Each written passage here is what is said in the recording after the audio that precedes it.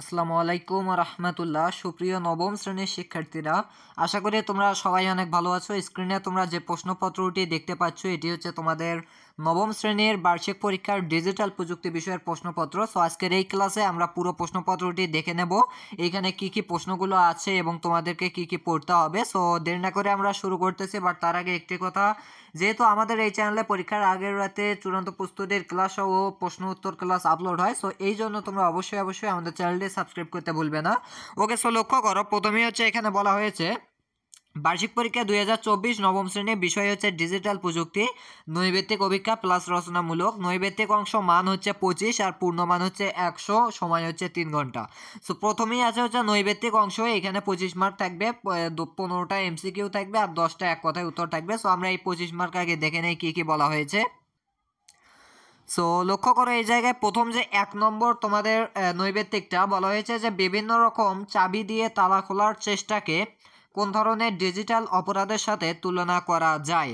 So অপশনে আছে brute force attack, DDoS attack, data interception, phishing. এরপর আসি 2 নংয়ে বলা হয়েছে যে ফিশিং। এখন এইখানে মাল্টিপল অ্যান্সার হবে। সো ফিশিং কি, দেখো একটি ফাঁদ তৈরির মাধ্যম, একটি সাইবার অপরাধ, তথ্য চুরি ও অর্থ আত্মসাতের কাজে ব্যবহৃত হয়।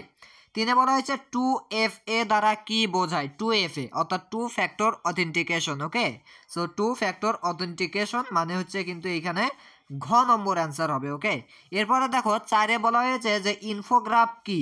সো দেখো চিত্রভিত্তিক উপস্থাপনা, বর্ণভিত্তিক উপস্থাপনা, সংখ্যাভিত্তিক উপস্থাপনা, টেক্সট ভিত্তিক উপস্থাপনা।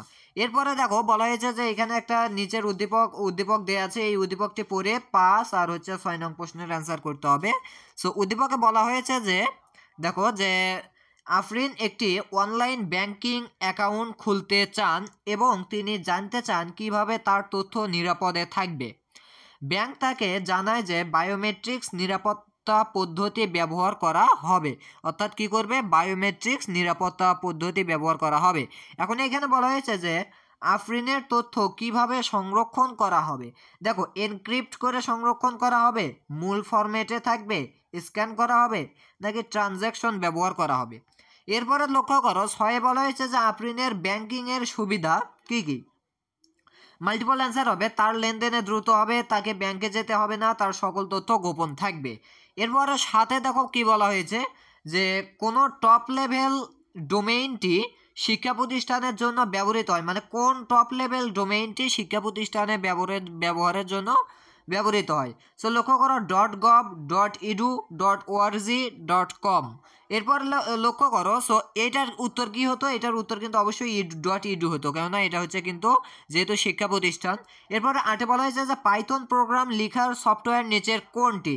থনি software, Microsoft Word, Notepad plus plus. এরপরে লক্ষ্য করো 9 বলা হয়েছে যে কোনটি সঠিক ভ্যারিয়েবল। সো লক্ষ্য করো এই আন্ডারস্কোর ভ্যারিয়েবল, @নেম, এবি, ডলার আইকন, এরপরে দেয়া আছে, এরপরে 8A দেয়া আছে।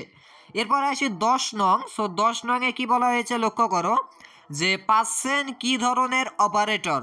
লক্ষ্য করো যোগ অপারেটর, গুণ অপারেটর, ভাগ অপারেটর, মডুলো অপারেটর।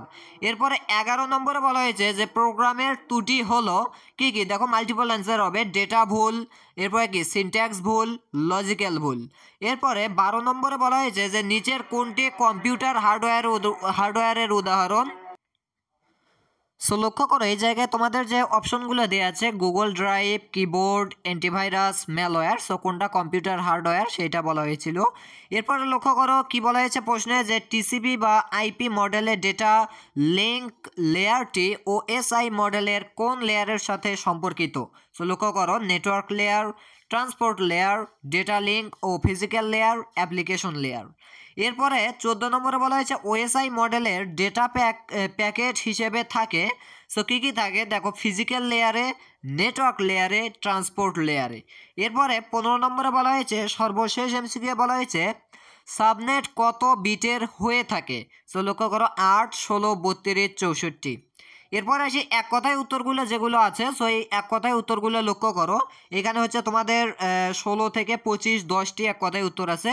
প্রথমটাতে বলা হয়েছে সার্ভিস বা সেবা প্রদানের বাধা দেওয়াকে কি বলে। সার্ভিস বা সেবা প্রদানের বাধা দেওয়াকে কি বলে। 17তে বলা হয়েছে মানুষের মাইন্ড এবং ব্রেইন হ্যাক করা হয় কোন হ্যাকিং কৌশল ব্যবহার করে। 18তে বলা হয়েছে অনলাইন ব্যাংকিং কী ধরনের ব্যাংকিং ব্যবস্থা। 19 নম্বরে বলা হয়েছে পূর্ব থেকে প্রস্তুত করা কোনো গ্রাফিক্যাল কাজ বা ডিজাইনকে কি বলা হয়। 20-এ বলা হয়েছে রিয়েল টাইম জিপিএস নেভিগেশন ব্যবহার করে কোন অ্যাপ্লিকেশন। 21-এ বলা হয়েছে প্রোগ্রামিংয়ের সবগুলো নির্দেশনা একটি একটি করে ধারাবাহিকভাবে মেশিন কোডে রূপান্তরিত করে কোনটি। এরপরে 22 নম্বরে বলা হয়েছে যে পাইথন প্রোগ্রামিংয়ে সমান চিহ্নকে কি বলে। 23-এ বলা হয়েছে যে একটি কম্পিউটারের সাথে আরেকটি কম্পিউটারের আন্তঃসংযোগ ব্যবস্থাকে কি বলা হয়। 24-এ বলা হয়েছে কম্পিউটার নেটওয়ার্কে যোগাযোগ কিভাবে গড়ে উঠবে তা নির্ধারণ করে কে। 25-এ বলা হয়েছে আমরা আমাদের কাছ থেকে সাবস্ক্রিপশন কিনে ইন্টারনেট ব্যবহার করি। ওকে, কি বলা হয়েছে যে আমরা কাদের কাছ থেকে সাবস্ক্রিপশন কিনে ইন্টারনেট ব্যবহার করি। এই হচ্ছে কিন্তু তোমাদের এইখানে যে প্রশ্নটা আছে সেই প্রশ্নের প্রথম যে অংশ নৈবেত্তিক অংশ সেই 25 মার্ক গেল। এখন আমরা চলে যাচ্ছি তোমাদের প্রশ্নের দ্বিতীয় পার্টে। সো আশা করি তোমরা দ্বিতীয় পার্টে এইখানে লক্ষ্য করতেছো।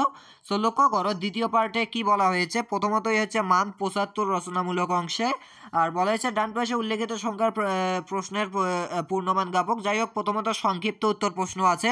সো সংক্ষিপ্ত উত্তর প্রশ্নের ক্ষেত্রে দেখো এখানে 10টা সংক্ষিপ্ত উত্তর প্রশ্ন থাকবে। এই 10টা তোমাদেরকে পড়তে হবে, 10টাতে 20 মার্ক পাবে। সো 10টা কী কী। নাম্বার 1-এ বলা হয়েছে সাইবার অপরাধ বলতে কি বোঝায়, ডিজিটাল ফুটপ্রিন্টকে ব্যাখ্যা করো, এই সেবা কেন্দ্র কি, এর কাজ লেখো, আইপি অ্যাড্রেস কি, ইন্টারপ্রেটার কি, সুডোকোড কাকে বলে, প্রতিবেদন কি, ইন্টারনেট কি, টিসিপি আর আইপি প্রোটোকল কি ব্যাখ্যা করো, আইপি অ্যাড্রেস কি, এটি কি কাজে ব্যবহৃত হয়।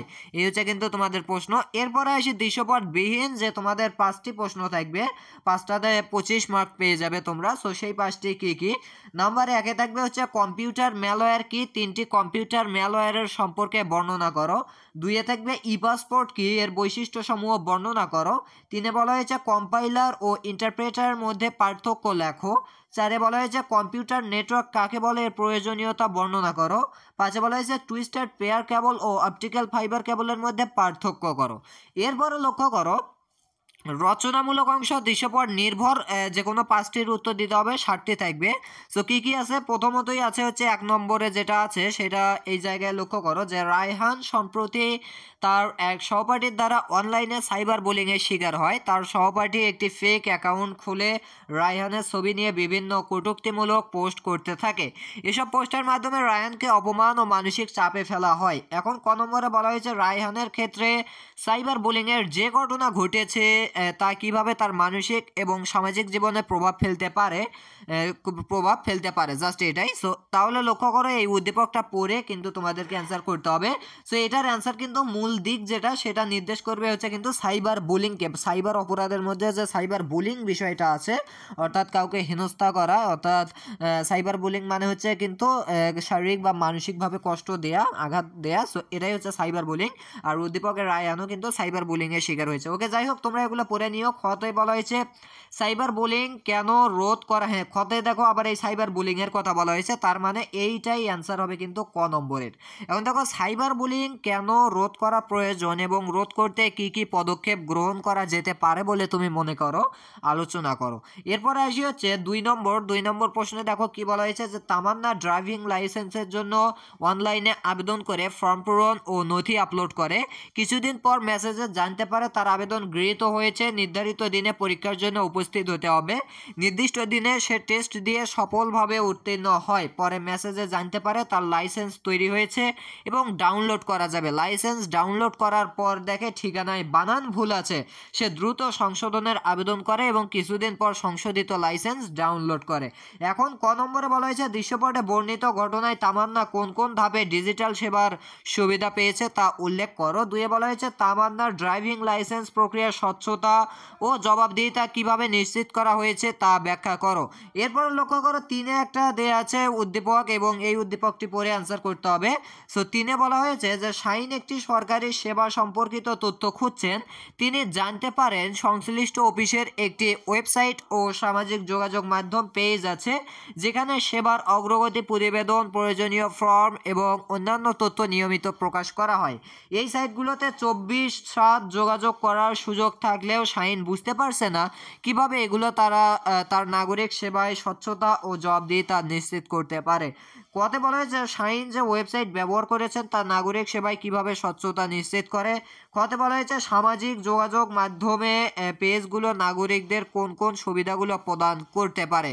অর্থাৎ সামাজিক যোগাযোগ মাধ্যমে যে পেজগুলো আছে ফেসবুক পেজ, এগুলো কিভাবে নাগরিকদের সুবিধার জন্য কি করতে পারে, সুবিধাগুলো প্রদান করতে পারে। সো এই হচ্ছে কিন্তু 3 নম্বর। এখন আমরা চলে যাব 4 নং প্রশ্নে কি আছে।